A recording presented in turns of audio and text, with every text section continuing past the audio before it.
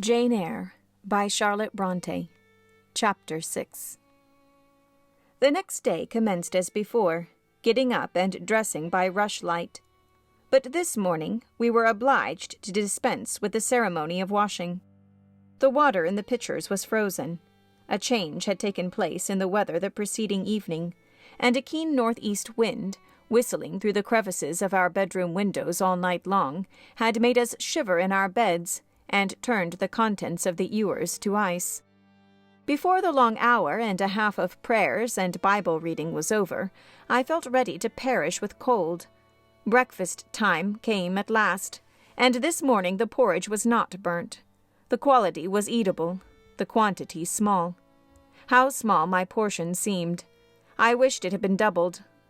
In the course of the day I was enrolled a member of the 4th class, and regular tasks and occupations were assigned me. Hitherto I had only been a spectator of the proceedings at Lowood.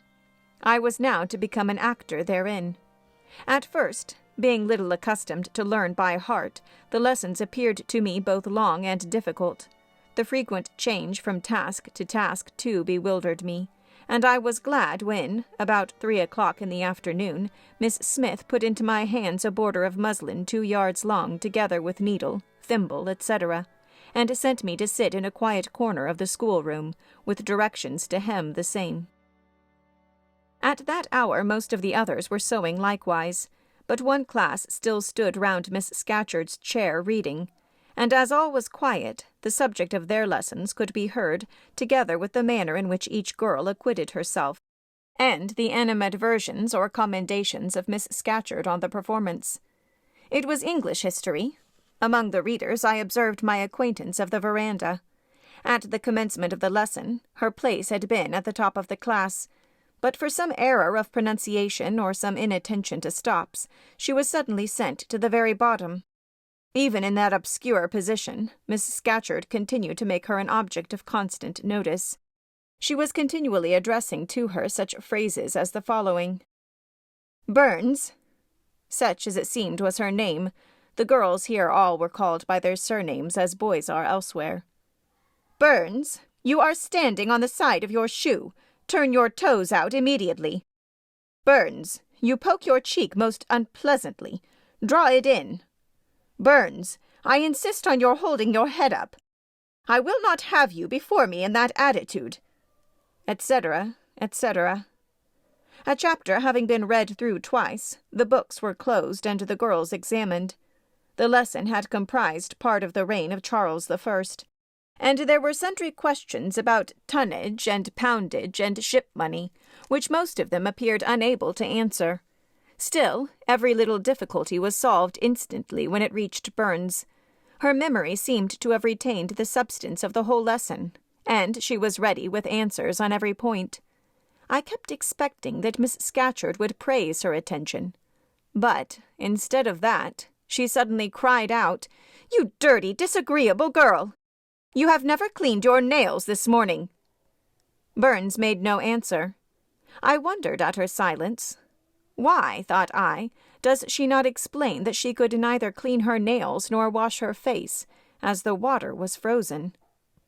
My attention was now called off by Miss Smith desiring me to hold a skein of thread. While she was winding it, she talked to me from time to time, asking whether I had ever been at school before, whether I could mark, stitch, knit, etc., till she dismissed me and I could not pursue my observations on Miss Scatcherd's movements.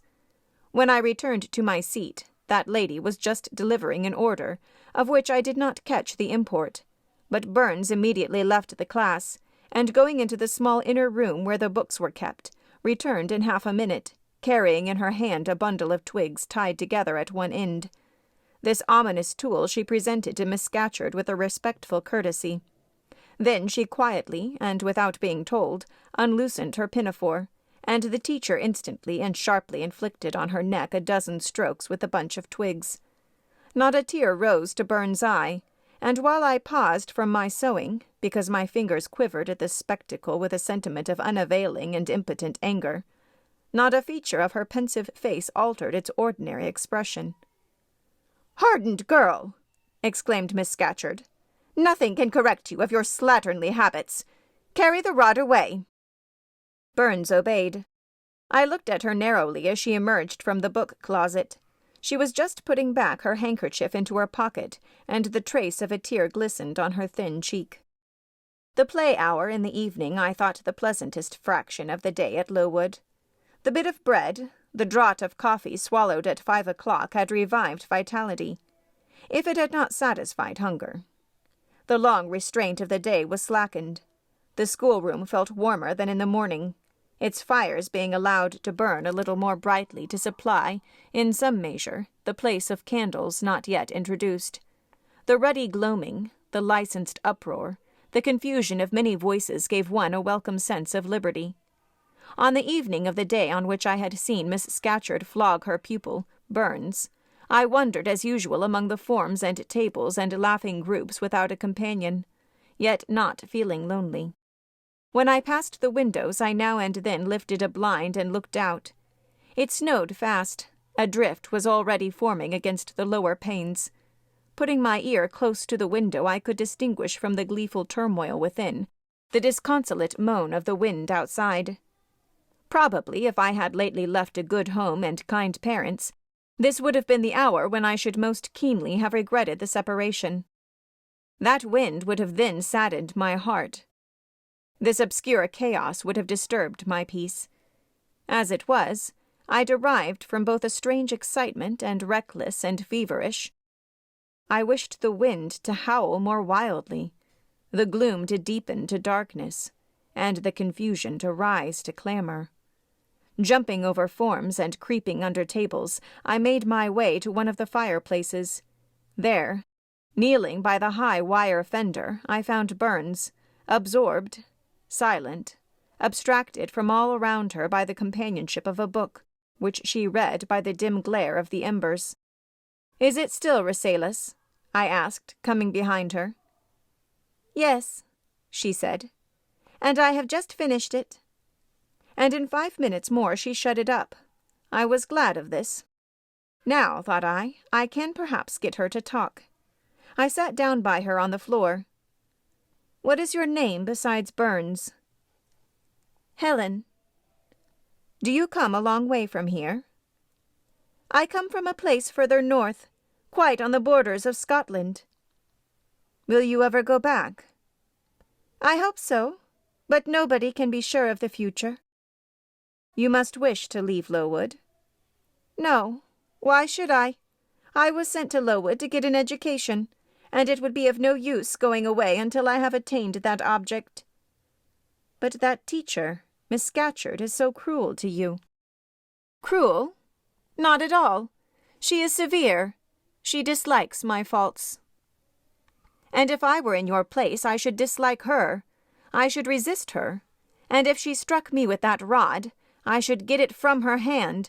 I should break it under her nose." "Probably you would do nothing of the sort. But if you did, Mr. Brocklehurst would expel you from the school. That would be a great grief to your relations. It is far better to endure patiently a smart which nobody feels but yourself, than to commit a hasty action whose evil consequences will extend to all connected with you. And, besides, the Bible bids us return good for evil." "But then it seems disgraceful to be flogged, and to be sent to stand in the middle of a room full of people. And you are such a great girl.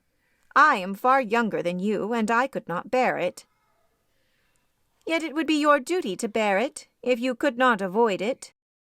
"It is weak and silly to say you cannot bear what it is your fate to be required to bear." I heard her with wonder. I could not comprehend this doctrine of endurance, and still less could I understand or sympathize with the forbearance she expressed for her chastiser. Still, I felt that Helen Burns considered things by a light invisible to my eyes. I suspected she might be right and I wrong, but I would not ponder the matter deeply. Like Felix, I put it off to a more convenient season. "You say you have faults, Helen. What are they? To me you seem very good." "Then learn from me not to judge by appearances. I am, as Miss Scatcherd said, slatternly. I seldom put and never keep things in order. I am careless. I forget rules. I read when I should learn my lessons. I have no method, and sometimes I say, like you, I cannot bear to be subjected to systematic arrangements. This is all very provoking to Miss Scatcherd, who is naturally neat, punctual, and particular. And cross and cruel, I added. But Helen Burns would not admit my addition. She kept silence. Is Miss Temple as severe to you as Miss Scatcherd? At the utterance of Miss Temple's name, a soft smile flitted over her grave face. Miss Temple is full of goodness. It pains her to be severe to anyone, even the worst in the school. She sees my errors, and tells me of them gently. And if I do anything worthy of praise, she gives me my meed liberally. One strong proof of my wretchedly defective nature is that even her expostulations, so mild, so rational, have no influence to cure me of my faults, and even her praise, though I value it most highly, cannot stimulate me to continued care and foresight. That is curious, said I. It is so easy to be careful. For you, I have no doubt it is. I observed you in your class this morning, and saw you were closely attentive. Your thoughts never seemed to wander while Miss Miller explained the lesson and questioned you. Now mine continually rove away. When I should be listening to Miss Scatcherd and collecting all she says with assiduity, I often lose the very sound of her voice. I fall into a sort of dream. Sometimes I think I am in Northumberland, and that the noises I hear round me are the bubbling of a little brook which runs through Deepden, near our house. Then, when it comes to my turn to reply, I have to be awakened, and having heard nothing of what was read for listening to the visionary brook, I have no answer ready. Yet how well you replied this afternoon. It was mere chance. The subject on which we had been reading had interested me. This afternoon, instead of dreaming of Deepden, I was wondering how a man who wished to do right could act so unjustly and unwisely as Charles I sometimes did. And I thought what a pity it was that with his integrity and conscientiousness he could see no farther than the prerogatives of the crown. If he had but been able to look to a distance, and see how what they call the spirit of the age was tending. Still, I like Charles. I respect him. I pity him. Poor murdered king. Yes, his enemies were the worst. They shed blood they had no right to shed. How dared they kill him? Helen was talking to herself now. She had forgotten I could not very well understand her, that I was ignorant, or nearly so, of the subject she discussed. I recalled her to my level. And when Miss Temple teaches you, do your thoughts wander then? No, certainly not often, because Miss Temple has generally something to say which is newer than my own reflections. Her language is singularly agreeable to me, and the information she communicates is often just what I wished to gain. Well then, with Miss Temple you are good. Yes, in a passive way. I make no effort. I follow as inclination guides me. There is no merit in such goodness. A great deal. You are good to those who are good to you. It is all I ever desire to be.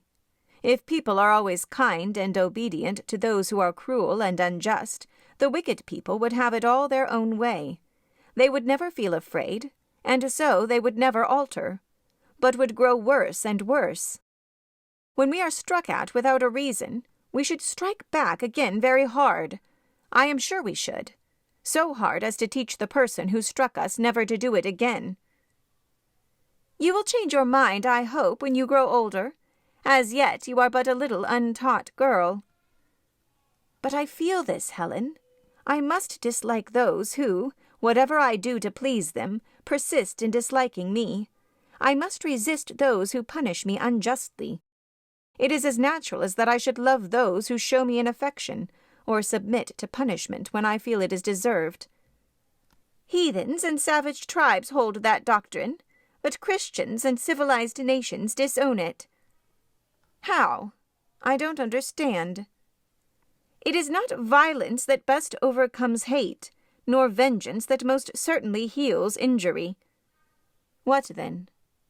Read the New Testament and observe what Christ says and how he acts. Make his word your rule and his conduct your example. What does he say? Love your enemies, bless them that curse you, do good to them that hate you, and despitefully use you. Then I should love Mrs. Reed, which I cannot do. I should bless her son John, which is impossible. In her turn, Helen Burns asked me to explain, and I proceeded forthwith to pour out, in my own way, the tale of my sufferings and resentments. Bitter and truculent when excited, I spoke as I felt, without reserve or softening. Helen heard me patiently to the end. I expected she would then make a remark, but she said nothing. "Well," I asked impatiently, "is not Mrs. Reed a hard-hearted, bad woman?" "She has been unkind to you, no doubt, because, you see, she dislikes your cast of character, as Miss Scatcherd does mine. But how minutely you remember all she has done and said to you! What a singularly deep impression her injustice seems to have made on your heart! No ill usage so brands its record on my feelings. Would you not be happier if you tried to forget her severity, together with the passionate emotions it excited? Life appears to me too short to be spent in nursing animosity, or registering wrongs. We are, and must be, one and all, burdened with faults in this world. But the time will soon come when, I trust, we shall put them off in putting off our corruptible bodies, when debasement and sin will fall from us with this cumbrous frame of flesh, and only the spark of the spirit will remain, the impalpable principle of life and thought, pure as when it left the Creator to inspire the creature.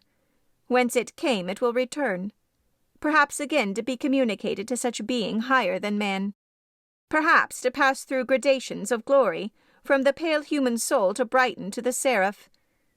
Surely it will never, on the contrary, be suffered to degenerate from man to fiend. No, I cannot believe that.